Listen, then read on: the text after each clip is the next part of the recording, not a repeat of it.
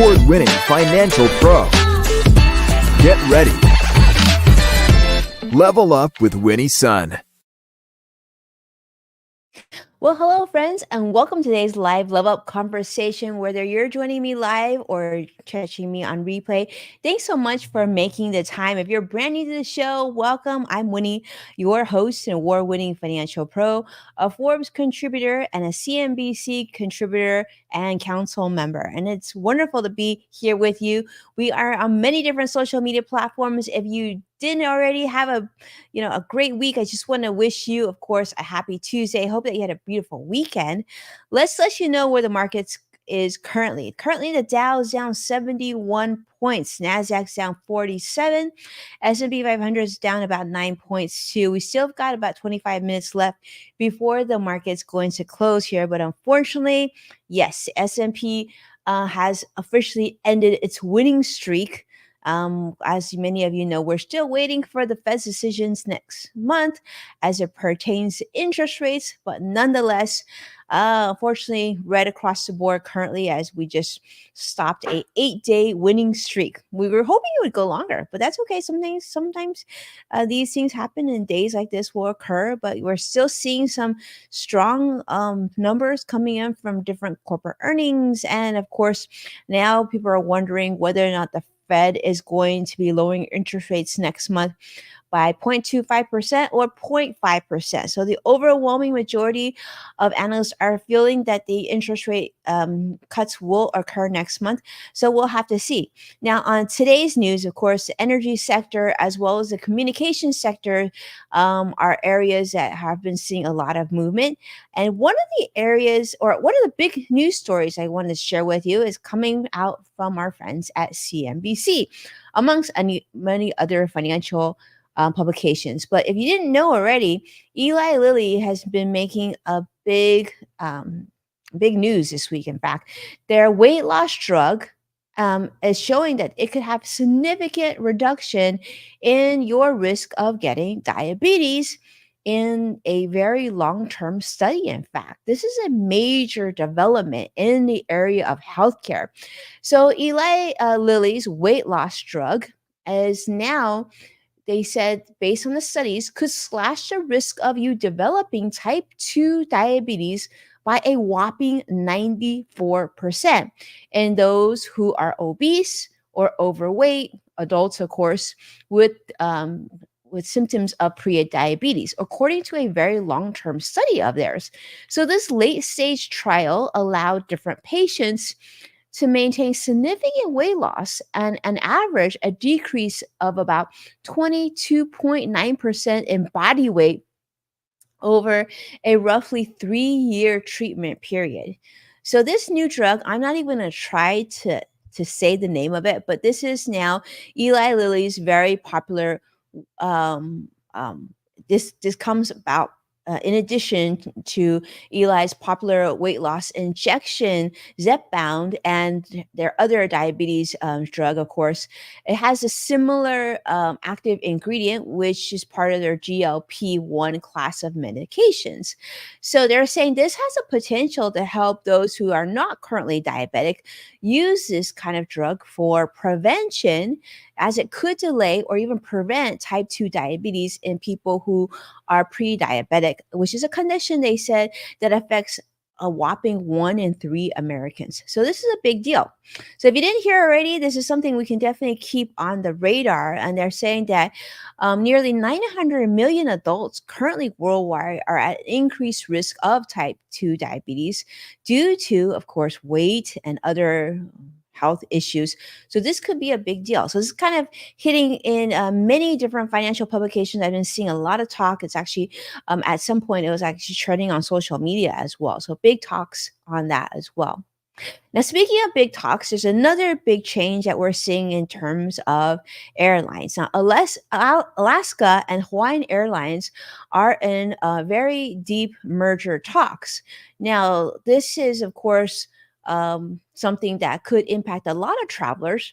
For those of you who've flown either airline, you might be looking forward to seeing if they could come together. Neither of these airlines I would consider to be very large. So coming together would probably make them much more bigger. And what I'm wondering is also if they're going to join a major airline alliance like One World or Star Alliance or something like that. But now they have cleared a very big hurdle. The Justice Department is now allowing the period for an antitrust investigation to expire without filing a lawsuit. So that's big. The deal now awaits approval from the U.S. Transportation Department, or the DOT, which will then assess whether the merger serves the public interest before they're going to finalize the process. Now, if they're approved, this will actually be the largest U.S. airline merger since Alaska's acquisition of Virgin America, which was just 8 years ago, which will combine a fleet of over 360 planes covering 130 different destinations, of course, including Hawaii.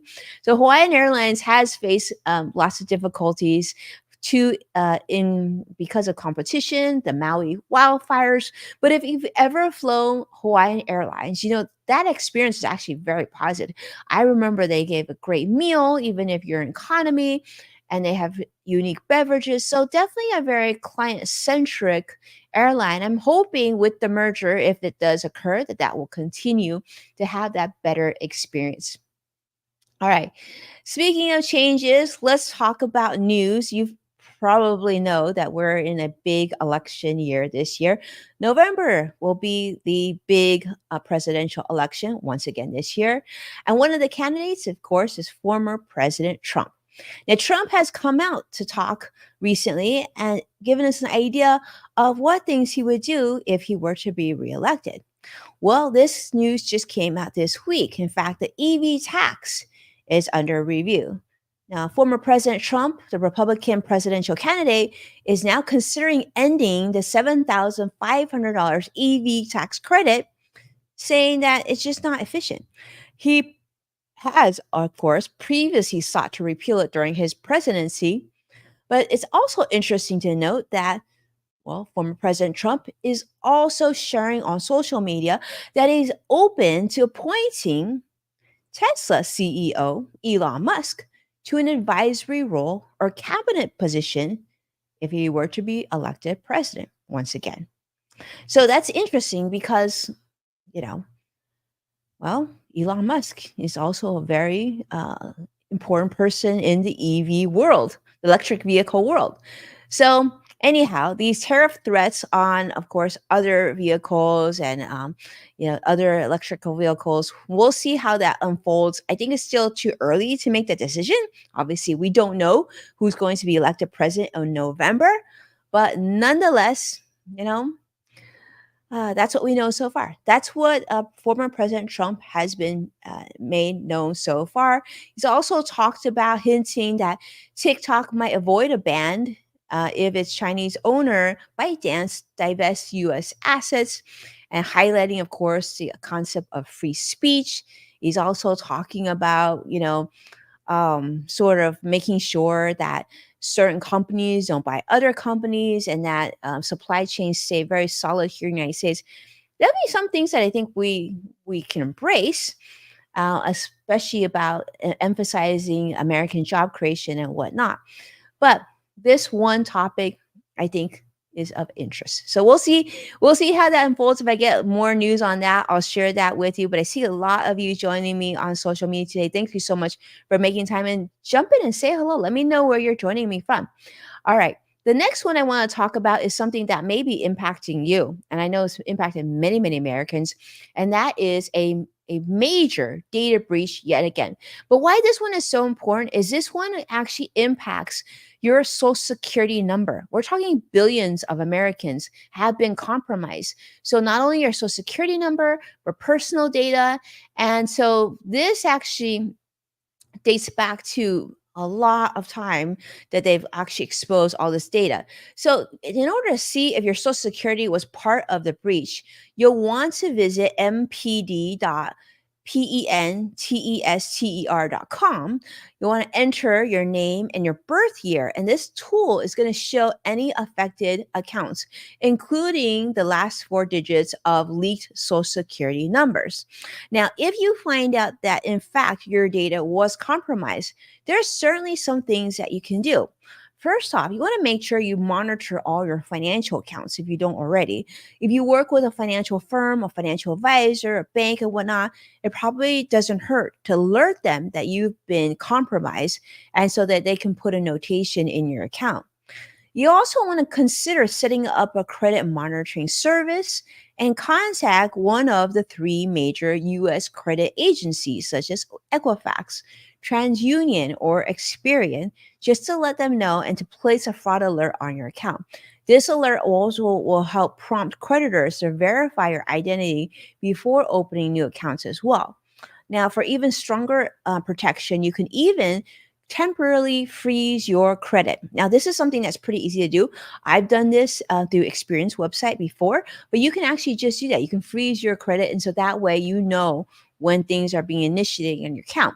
So if you don't anticipate maybe getting a new mortgage or refinancing or opening up a new credit card anytime soon, you could probably do that. And then if you do go through that process of getting a new credit card, for example, or a new car loan, then you can unfreeze your credit so that you have some sort of authority and control on that. All right. Now, speaking of things that unfortunately aren't great, but still important to mention, is something that's occurred from BMW recently. We've talked about different vehicle issues. We're starting to talk about Tesla. I think we talked about Toyota not too long ago as well. But BMW is now recalling 720,000 of their vehicles, unfortunately, due to an issue with their water pump. So this is a defect in the water pump's electrical connector, which they say poses a potential fire hazard. So this recall is going to affect many of their vehicles, including the BMW X1, X3, and the X5, which I know is their sort of mid-size SUV.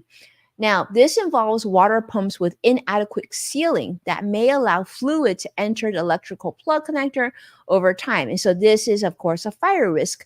So the National Highway Traffic Safety Administration, the NHTSA, is warning that this could actually lead to a short circuit and rare cases maybe even cause a fire. So if you own one of these vehicles, you're going to receive a recall notification later this year in October, which will give you some instructions on how you can visit your authorized BMW service center for a no-cost repair for this part, of course. Now, unfortunately, I wish I could tell you it was like some of Tesla's previous recalls where they could just send, this fix over the internet, over Wi-Fi, and then your car would just get updated. But unfortunately, no, this does look like something that you would have to take your car in for. But, better to be safe, right? We want to make sure. And that's good that they're addressing it. And hopefully that'll address any potential fire issues on your car if you're owner of one of these vehicles.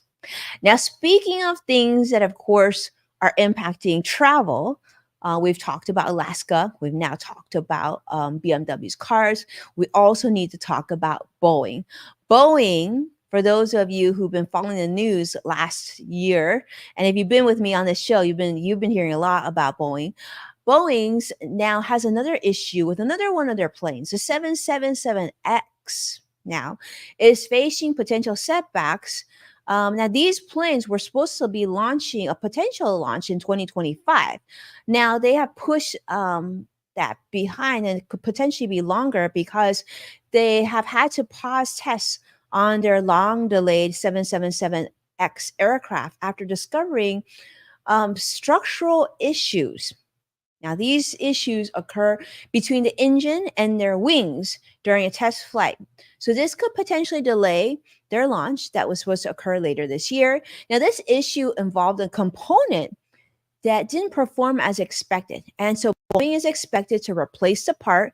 And of course, they have plans to incorporate things that they learned from this before they're actually going to resume test flights. So if they can't do the test flights, then they probably can't sell these vehicles and, of course, get people to be flying them. And I'm sure we wouldn't be feel comfortable. And we want to make sure that these are safe. So now, this is being touted, of course, as the world's largest and most efficient twin engine jet. It was originally slated for a 2020 launch, so it's quite delayed at this point. But this is, of course, a series of setbacks for Boeing. They've had a lot of reputational issues, a lot of concerns. And I'll be honest, when I book my flights now, to fly my family and I to different destinations because we've had to do a lot of travel for some of my kids' activities, I'm always a little hesitant when I'm booking a flight that is flying a Boeing aircraft. I actually take a look and see, like, is this one of the 77 the Max airplanes that had issues with Boeing, or if it's a different kind of aircraft. I don't know if you do that, but I've talked to some travel friends and they seem to do that as well. But nonetheless, federal investigations are reporting and highlighting more flaws in Boeing's assembly lines, and this is causing considerable delivery delays, and of course, not to mention all the reputational issues that they've been having. So with that, let's take a look at the market is. Currently, the Dow is down 68 points, Nasdaq's down 30 points, and the S&P 500 is currently down 7 points as well. So we'll see how the market does later this week. Hopefully things improve. We'll certainly continue to keep you updated. But thank you so much, my friends, for being a part of today's live level up discussion. Do me a favor and hit that like button and subscribe to stay updated on all the latest content. And if you will watch past full episodes of Level Up with Winnie Sun, you can check out NASDAQ, Amazon Fire, Samsung, LG, and Roku. And for the most recent episodes, you can certainly, of course, check out my social media platforms, which is where you're joining me today. And when sharing the show, thank you so much for those of you who have done so. And make sure to tag at Winnie Sun so I can properly thank you on a future episode. Thank you so much, Joshua. Thank you so much, Vicky, Stacy, Medea, and so many others who have been doing that this week and last week. I really, really appreciate it. And of course, if you want to check out Yes Factor with Winnie Sun, that's my podcast. And you can check that out on Apple Podcasts and the LinkedIn Podcast Network for those of you who are interested in listening to that content. Thank you so much. Be well. I'll see you again tomorrow. Take care now. Bye-bye.